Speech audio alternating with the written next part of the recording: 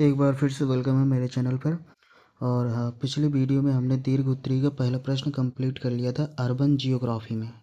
तो अब हम प्रश्न नंबर 2 से कवर करना शुरू करेंगे इस वीडियो में।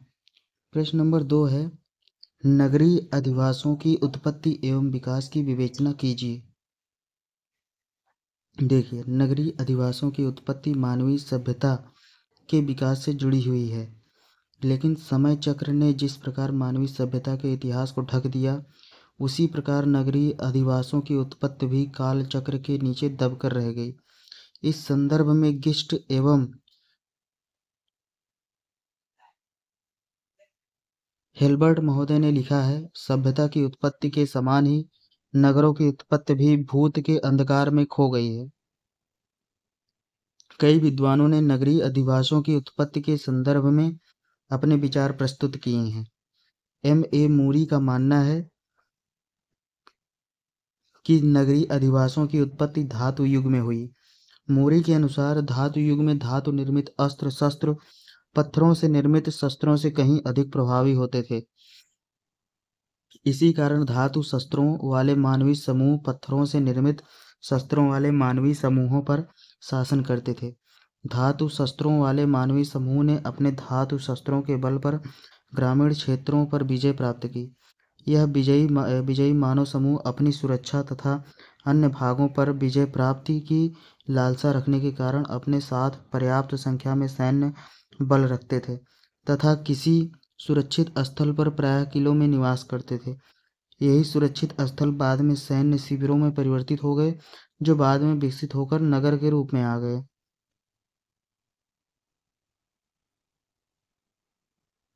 लुईस ममफोर्ड के अनुसार नगरीय अधिवासों की उत्पत्ति ग्रामीण अधिवासों से हुई है। ग्रामीण अधिवासों के क्रमिक विकास से बड़े गांव तथा कालांतर में बड़े ग्रामों से नगरीय अधिवासों का विकास हुआ। ममफोर्ड का मानना है कि ग्राम और नगर की संस्कृति के मिश्रण से नगर का स्वरूप विकसित हुआ। ममफोर्ड ने अपनी पुस्तक द सिटी एंड हिस्ट्री में लिखा है, नगर का अधिकांश भाग अदृश्य था। वस्तुतः ग्राम दृश्य रूप में उपस्थित था, लेकिन वह विकासशील गर्भ की भांति न होकर एक अंडे की भांति था, क्योंकि उसे भावी भिन्नतापूर्ण और जटिल सांस्कृतिक विकास की प्रक्रिया के लिए परिपूरक पुरुष संरक्षक के गुणसूत्रों की परिपूर्णता की आवश्यकता थी। क्वीन तथा थॉमस ने नगरीय अधिवासों की उत्पत्ति के संदर्भ में लिखा है, निसंदेह ही नगर पहले नवपाषाणकालिक ग्राम के रूप में विकसित हुए, जो एक या दूसरे प्रकार से दीवारदार नगरों में विकसित हुए, जिनमें कुछ विशाल साम्राज्यों की राजधानी बने।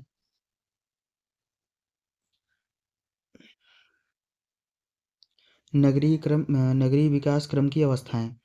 सामान्यतः किसी नगर की उत्पत्ति होने के बाद उस नगर के क्रमिक विकास की प्रक्रिया सतत रूप से चलती रहती है। हालांकि नगर के विकास की प्राथमिक अवस्था में नगर का विकास किसी नाभिक केंद्र से प्रारंभ होता है, लेकिन बाद में कई नाभिक केंद्र भी उस नगर के विकास में अपना अपना योगदान देने लग जाते हैं, जिसके फलस्वरूप नगर का क्रमिक विकास गति पकड़ने लगता है। साथ ही साथ उस नगर में कुछ विशिष्ट क्रियाकलापों का जमाव होने लगता है, जिससे कि वह नगर एक विशिष्ट स्वरूप में विकसित होने लगता है।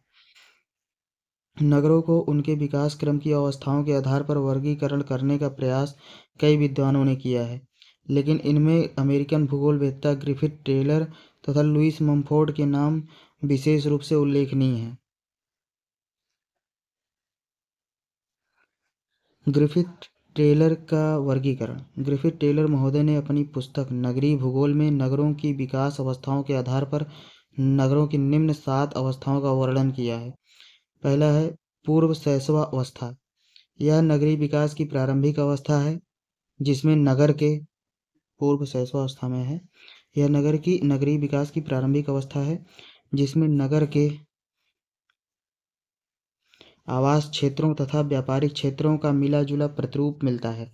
नगर की इस अवस्था में प्रायः 1 या 2 सड़क मुख्य रूप से मिलती है तथा उस मुख्य सड़क के साथ साथ मिलने वाले घरों के आगे वाले भाग दुकानों के रूप में तथा पीछे वाले भाग आवास हेतु प्रयुक्त किए जाते हैं। इस अवस्था में नगर का वातावरण पूर्णतः ग्रामीण रहता है। इस अवस्था वाले नगरों का अस्तित्व नव विकसित क्षेत्रों में भी देखने को मिलता है।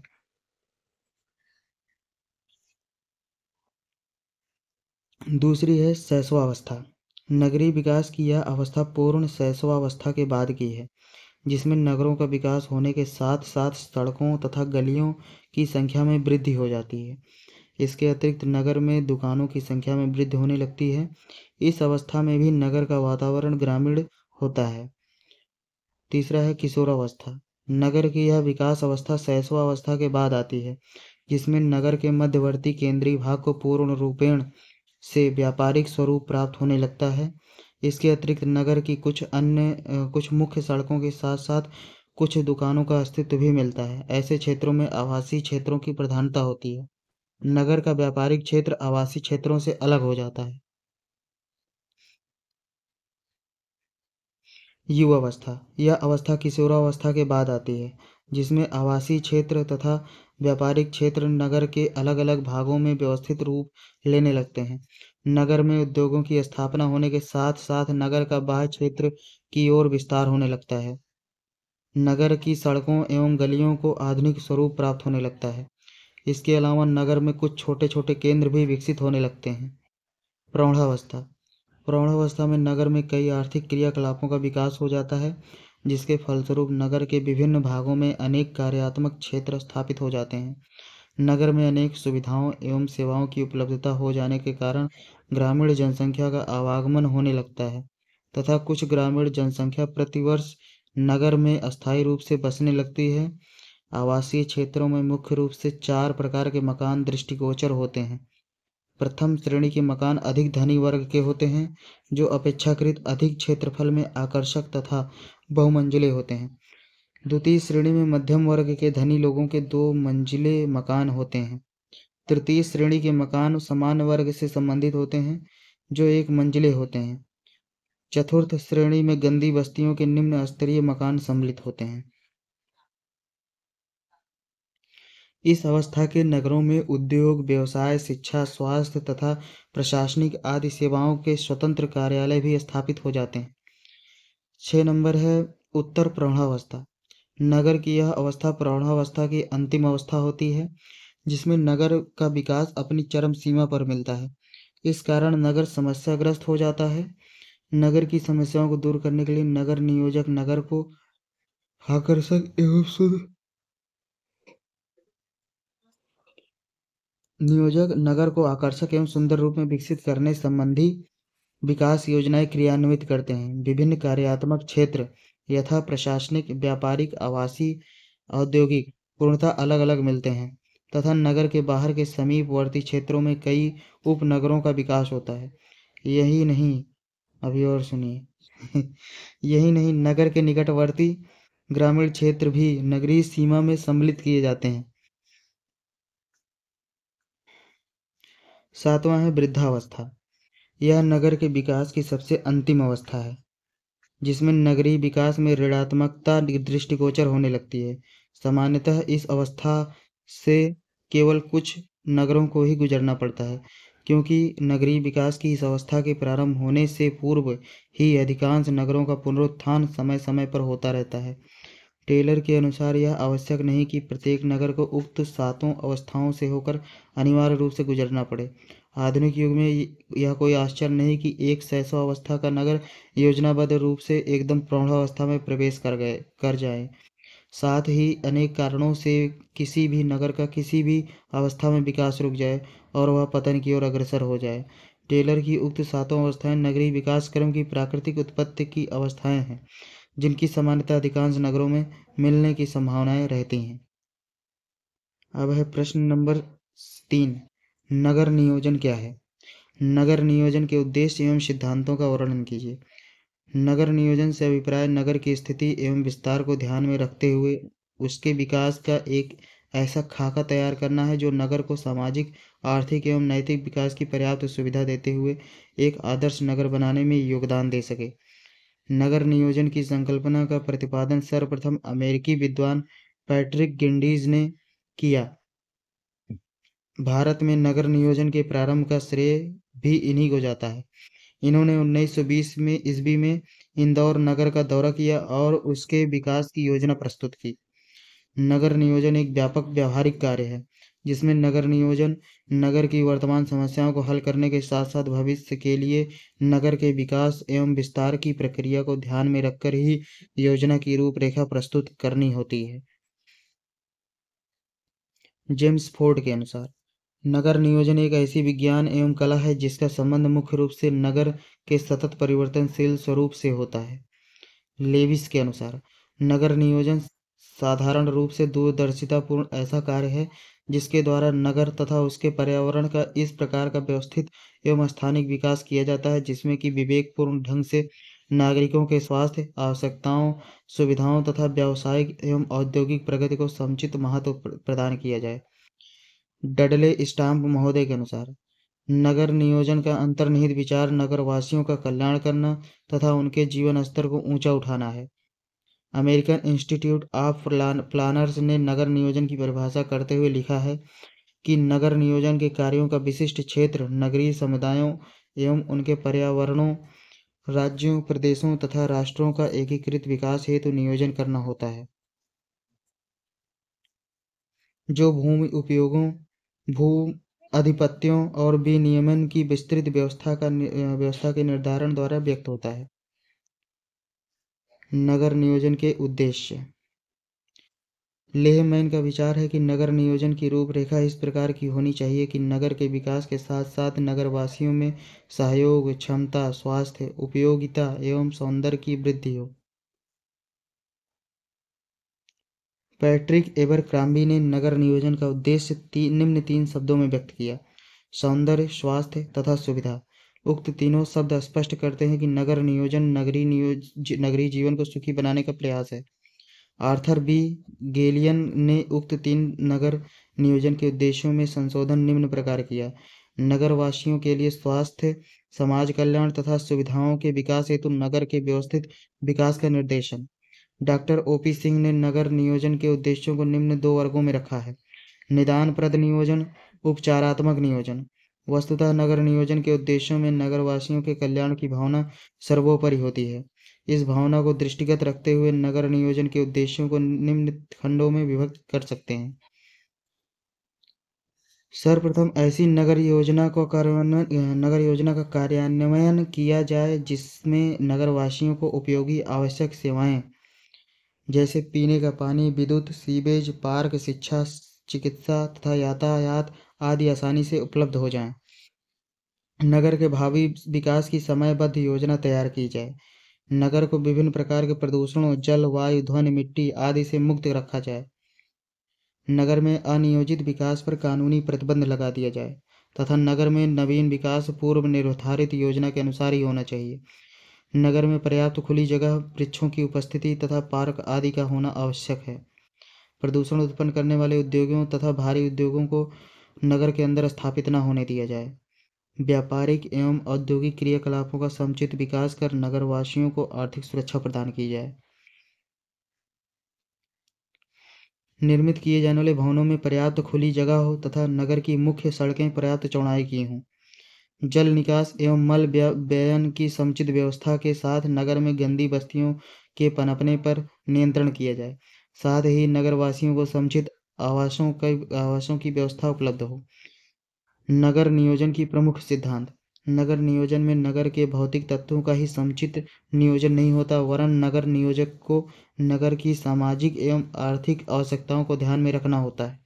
नगर की भौतिक सामाजिक एवं आर्थिक आवश्यकताओं को ध्यान में रखते हुए नगर नियोजन के निम्न सिद्धांत बताए जा सकते हैं। देखिए कौन कौन से सिद्धांत हैं।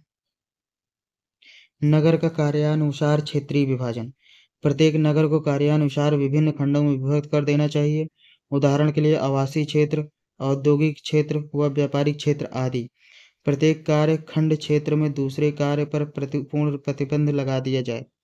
नगर के कार्यानुसार क्षेत्रीय विभाजन से नगर के संतुलित विकास में मदद मिलेगी तथा नगर कई समस्याओं से मुक्त रहेगा। दूसरा नंबर है उद्योगों के स्थानीयकरण की नीति भारी उद्योगों एवं प्रदूषण उत्पादन करने वाले उद्योगों की स्थापना नगर में पूर्ण प्रतिबंधित हो। नगर में लघु एवं कुटीर स्तर के ऐसे उद्योगों की स्थापना पर बल दिया जाए जो प्रदूषण रहित हों तथा नगर वासियों की दैनिक आवश्यकताओं की पूर्ति करते हों। तीसरा है आवास गृहों का प्रमाणित मापदंड के आधार पर निर्माण। नगर के रिहायशी क्षेत्रों में आवास गृहों का निर्माण प्रशासन द्वारा निर्धारित मापदंडों के अनुसार ही होना चाहिए, जिससे नगर में आवास गृहों का स्तर उच्च रहे। यही नहीं, नगर नियोजन में सभी उच्च, मध्य एवं निर्बल वर्ग के आवास के लिए समुचित स्तरीय व्यवस्था हो। परिवहन व्यवस्था का नियोजन। नगर की सड़कें पर्याप्त चौड़ी हों तथा सड़कों पर विभिन्न गतियों से चलने वाले वाहनों तथा पैदल यात्रियों के लिए निर्धारित लेन व फुटपाथ होने आवश्यक हैं। नगर के बाहर बाईपास परिवहन मार्गों की व्यवस्था हो जिससे नगर की सड़कों पर यातायात का बोझ कम पड़े। पांचवा है गंदी बस्तियां तथा झुग्गी झोपड़ियों से नगर को मुक्त रखना। नगर में गंदी बस्तियों तथा झुग्गी झोपड़ियों के स्थान पर समुचित आवासीय व्यवस्था को बनाना नगर नियोजन का एक प्रमुख सिद्धांत है। गंदी बस्तियां तथा झुग्गी झोपड़ियां नगर में सतत रूप से विभिन्न समस्याएं उत्पन्न करती रहती हैं। छठा है सार्वजनिक सुविधाओं की समुचित व्यवस्था। नगर में शौच घर, मूत्रालय, पार्क, खेल के मैदान, क्लब, मनोरंजन गृह तथा धार्मिक स्थलों की समुचित व्यवस्था करना नगर नियोजन का एक मुख्य कर्तव्य होता है। यही नहीं ये लगता है यूट्यूब से मतलब रील से बड़ा प्रभावित है राइटर जो है। यही नहीं, परिवहन मार्गों के सहारे सहारे तथा खाली स्थानों पर तथा नगर की बाह्य सीमा के साथ साथ पर्याप्त वृक्षारोपण होना आवश्यक होता है। सातवां है नगर की भावी विकास योजना का पूर्व निर्धारण। नगर का विकास नगर की भावी विकास योजना के पूर्व निर्धारित मापदंडों के आधार पर किया जाना आवश्यक होता है। इससे नगर कई समस्याओं से मुक्त रहकर संतुलित विकास के मार्ग पर अग्रसर होता है। वस्तुतः नगर नियोजन की भावी नीति के निर्धारण इस प्रकार से किया जाए कि नगर के समुचित व्यापारिक एवं औद्योगिक प्रगति हो एवं नगर की समुचित प्रशासनिक व्यवस्था कायम रहे। साथ ही नगरवासियों को आवास, शिक्षा, चिकित्सा, व्यवसाय आदि की समुचित सुविधाएं उपलब्ध होती रहें।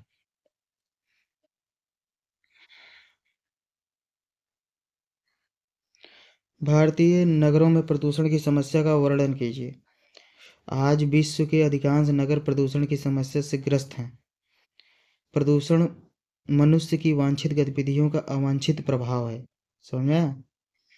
जो चीज़ हम चाहते हैं उससे प्रदूषण उत्पन्न करते हैं, वही है। प्रदूषण वह कोई भी पदार्थ है जो अनुचित अनुचित स्थान पर, अनुचित समय पर तथा अनुचित मात्रा में पाया जाता है। हमारे देश के महानगरों में बढ़ते यातायात व वाहनों से निकलने वाले धुएं में carbon monoxide CO, nitrogen oxide, hydrocarbon, aldehyde, lead oxide आदि हानिकारक तत्वों से वायु प्रदूषण हुआ है। जवाहरलाल नेहरू विश्वविद्यालय नई दिल्ली में स्कूल ऑफ एनवायरमेंटल साइंसेज के विभागाध्यक्ष प्रोफेसर JN दुबे के अनुसार मुंबई और दिल्ली के मोटर वाहनों से निकलने वाले धुएं से 70% कार्बन मोनोऑक्साइड, 50% कार्बन व हाइड्रोकार्बन तथा 30 से 40% अन्य कण हवा में फैलते हैं। भारत के नगर में जहां तंग सड़कें हैं तथा पर्याप्त हवा व रोशनी नहीं है, ट्रैफिक के प्रदूषण से सर्वाधिक ग्रस्त हैं। नगरों में कार्बन मोनोऑक्साइड का सबसे बड़ा स्रोत मोटर वाहन है। इस गैस की उपस्थिति के कारण हृदय से फेफड़ों और नाड़ियों तक खून में ऑक्सीजन ले जाने की शक्ति क्षीण हो जाती है। इसके वातावरण में लंबे समय तक रहने से हृदय रोगों का खतरा भी बढ़ जाता है। भारत में वायु प्रदूषण न केवल महानगरों में हो रहा है बल्कि छोटे छोटे नगर भी वायु प्रदूषण से ग्रसित हैं। भीड़ युक्त सड़कें, औद्योगिक क्षेत्रों की अव्यवस्था तथा धुएं पर नियंत्रण न होने के कारण छोटे नगरों की वायु प्रदूषण की दशा बड़े नगरों से ज़्यादा खराब है। मुंबई, कोलकाता और अहमदाबाद के वातावरण में सल्फर डाइऑक्साइड की मात्रा भारतीय मानक संस्थान की अनुमोदित सीमा से ज़्यादा है। गार्गी परसाई के अनुसार दिल्ली में प्रति वर्ग किलोमीटर क्षेत्र में प्रतिदिन लगभग 30 किलोग्राम प्रदूषक तत्व पैदा हो रहा है। ताप विद्युत गृह द्वारा 277 मीट्रिक टन औद्योगिक स्रोतों द्वारा 107 मीट्रिक टन, घरेलू स्रोतों द्वारा 87 मीट्रिक टन, ऑटोमोबाइल्स द्वारा 466 मीट्रिक टन, रेलवे द्वारा 48 मीट्रिक टन तथा वायुयान द्वारा 14 मीट्रिक टन प्रदूषक तत्व प्रतिदिन वातावरण में पैदा किया जा रहा है। केवल ऑटोमोबाइल्स द्वारा दिल्ली में 50% प्रदूषण उत्पन्न किया गया है।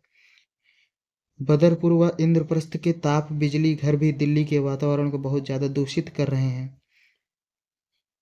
ये दोनों ताप बिजली घर प्रतिदिन 180 टन फ्लाई ऐश और 70 टन सल्फर डाइऑक्साइड SO2 उगल रहे हैं जो भी है।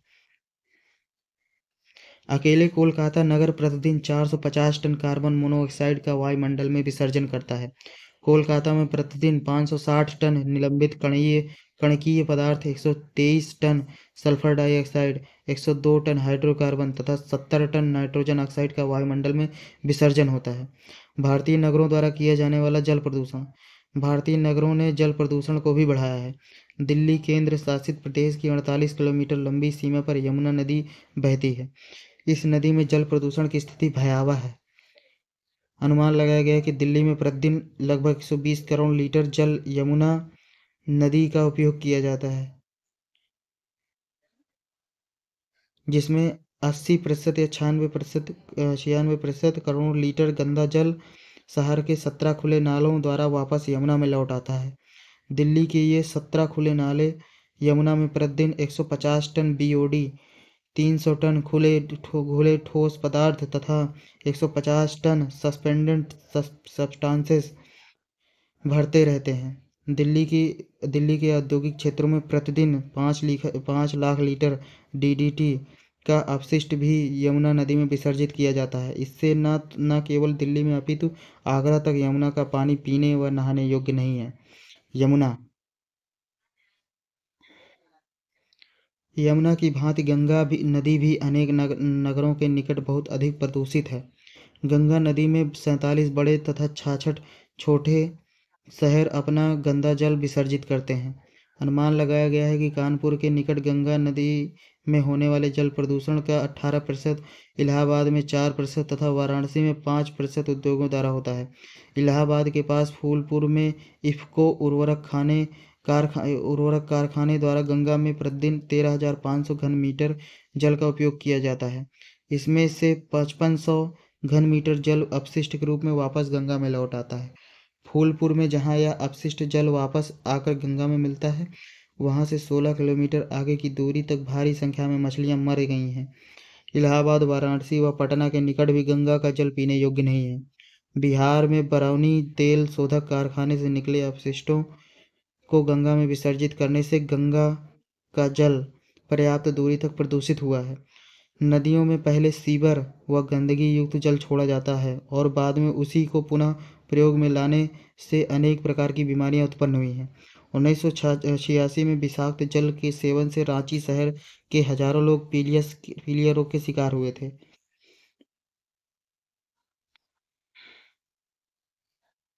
भारतीय नगरों में ध्वनि प्रदूषण। नगरों में प्रदूषण का एक अन्य रूप ध्वनि या शोर प्रदूषण के रूप में भी मिलता है। अनुमान लगाया गया है कि मुंबई में औसतन 85 डेसिबल, दिल्ली में 89 डेसिबल, कोलकाता में 87 डेसिबल तथा चेन्नई में 89 डेसिबल शोर मिलता है। विश्व स्वास्थ्य संगठन ने सुरक्षा की दृष्टि से दिन में 55 डेसिबल तथा रात्रि में 45 डेसिबल ध्वनि को मानक ध्वनि स्वीकृत किया है। इससे अधिक ध्वनि को शोर प्रदूषण की कोटि में रखा जाता है। भारतीय मानक संस्थान ने आंतरिक वातावरण के लिए 55 डेसिबल और बाह्य वातावरण के लिए 60 डेसिबल ध्वनि स्तर को मानक रूप में स्वीकार किया है। भारत के नगरीय क्षेत्रों में जनसंख्या आकार के अनुसार अलग अलग नगरों में ध्वनि प्रदूषण की दर भिन्न भिन्न है, जो कि 75 से 90 डेसिबल तक पाई जाती है। मुंबई शहर में ध्वनि प्रदूषण की दर सर्वाधिक है। यहाँ सांता क्रूज हवाई अड्डे पर औसत ध्वनि 104 डेसिबल तक रहती है। मुंबई की तरह दिल्ली की गिनती विश्व के सर्वाधिक प्रदूषित शहरों में की जाती है।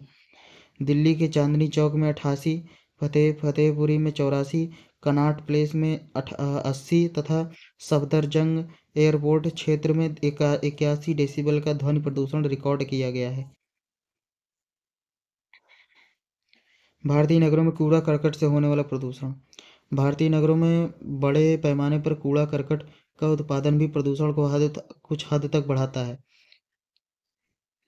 प्लास्टिक की थैलियों, सड़ी सब्जियों के ढेरों, कागज के लिफाफे, कांच, क्रॉकरी व प्लास्टिक के टुकड़े, फटे पुराने कपड़ों के चौथड़े, मनुष्यों व पशुओं के मल मूत्र आदि से नगरों में विशाल मात्रा में कूड़ा करकट उत्पन्न होता है।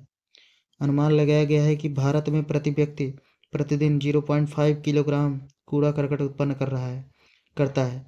कोलकाता महानगर में कूड़ा करकट उत्पादन की न्यूनतम औसत दर प्रति व्यक्ति 0.35 किलोग्राम तथा अधिकतम 0.57 किलोग्राम है, जबकि पुणे व नागपुर में प्रतिदिन प्रति व्यक्ति औसत कूड़ा करकट उत्पादन 0.35 किलोग्राम है।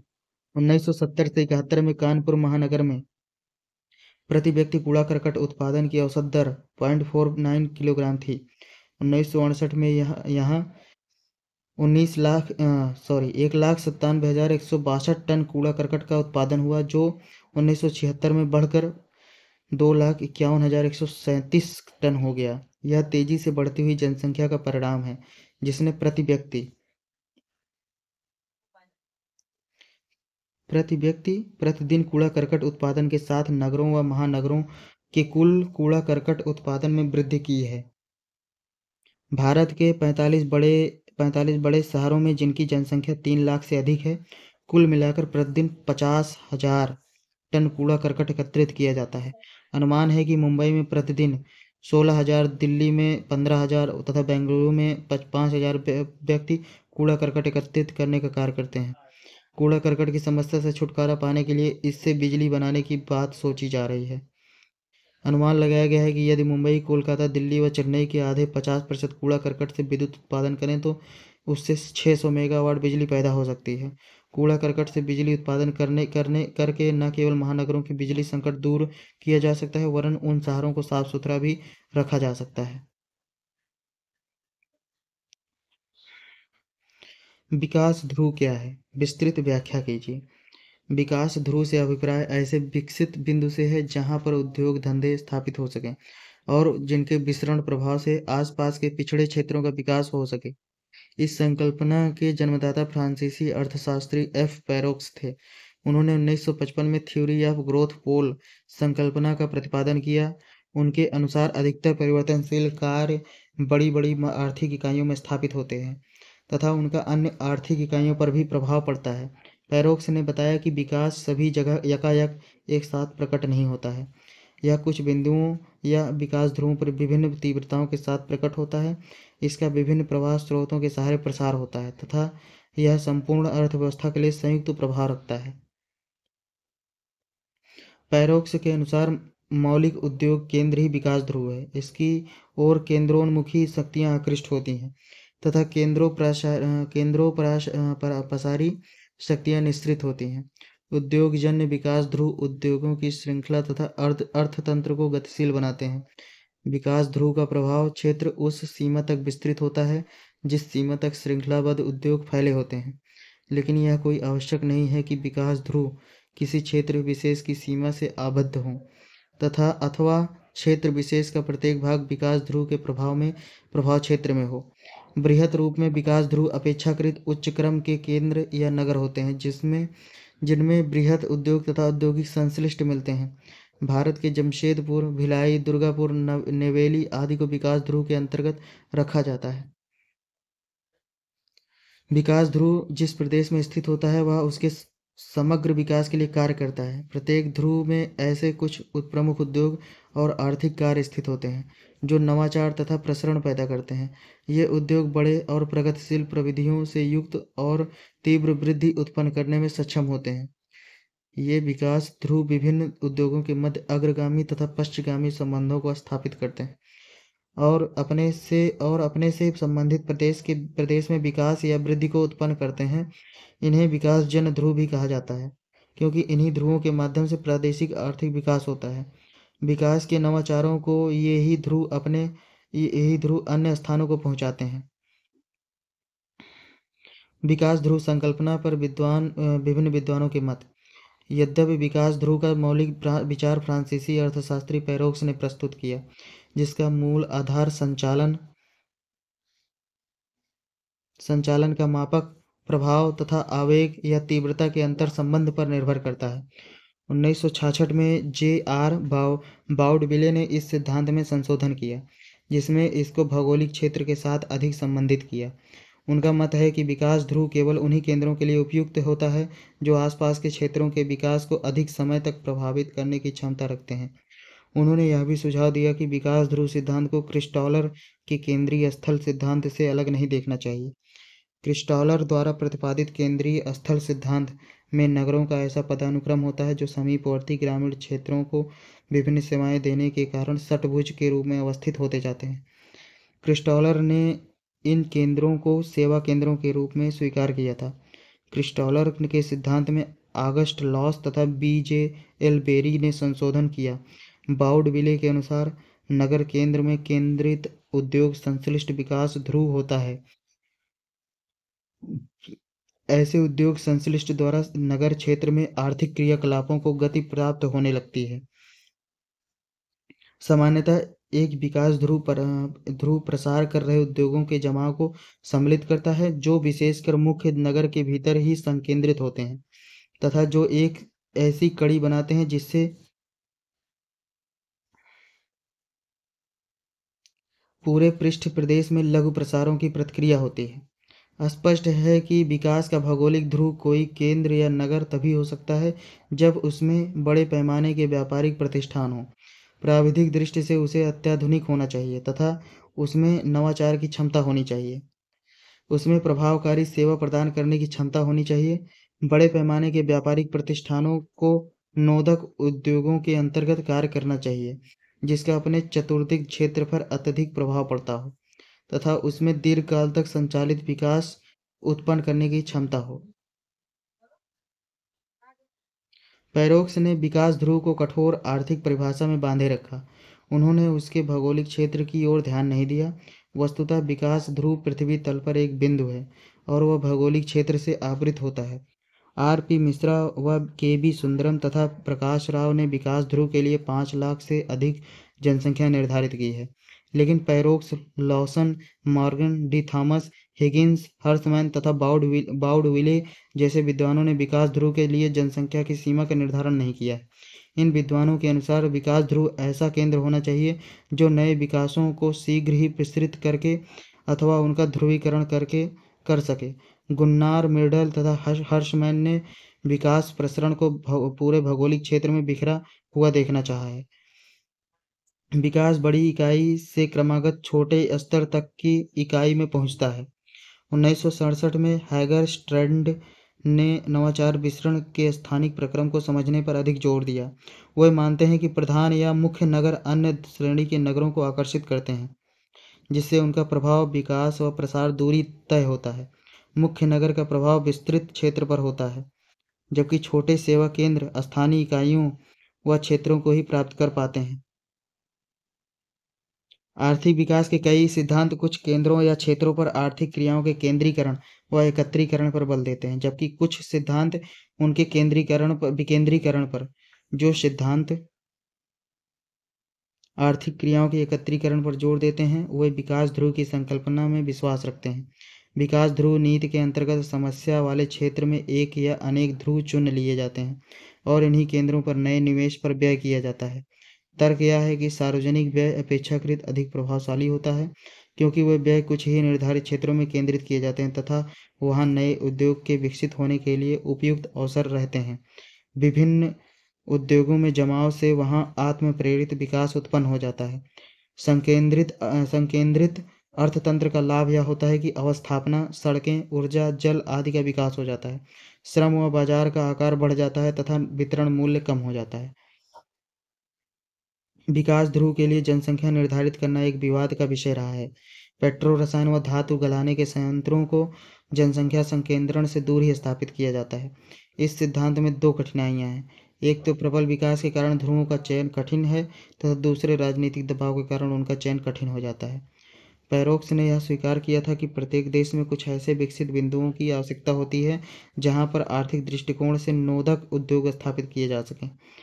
ऐसे बिंदु या नगर ही विकास ध्रुव कहलाते हैं। विकास ध्रुवों पर उद्योग धंधों के स्थानीयकरण के दो रूपों में देखना चाहिए। पहला है ऐसे केंद्र जहां कुछ विशेष सुविधाएं हैं और जिन पर कुछ विशेष उद्योग धंधे स्थापित होते हैं। ऐसे उद्योग धंधे प्रायः बृहत आकार के होते हैं जिनमें अधिक पूंजी निवेश होता है। ऐसे केंद्र अपनी भौगोलिक स्थिति के कारण एक प्रभावकारी नाभिक बिंदु बन जाते हैं। दूसरा है वह केंद्र जिनमें अनेक प्रकार के उद्योग धंधे स्थापित हो सकते हैं तथा जिनमें स्थानीय वस्तुओं की आवश्यकता कम होती है।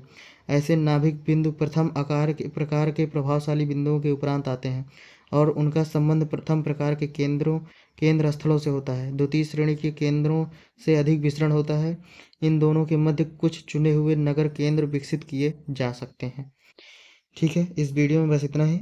अब मिलेंगे नेक्स्ट वीडियो में दूसरे जो प्रश्न नंबर 6 से और प्रश्नों को कवर करेंगे। ठीक है, तब तक के लिए बहुत बहुत धन्यवाद। पढ़ते रहिए, मस्त रहिए और एग्ज़ाम में एकदम बढ़िया से टॉप करके आइए।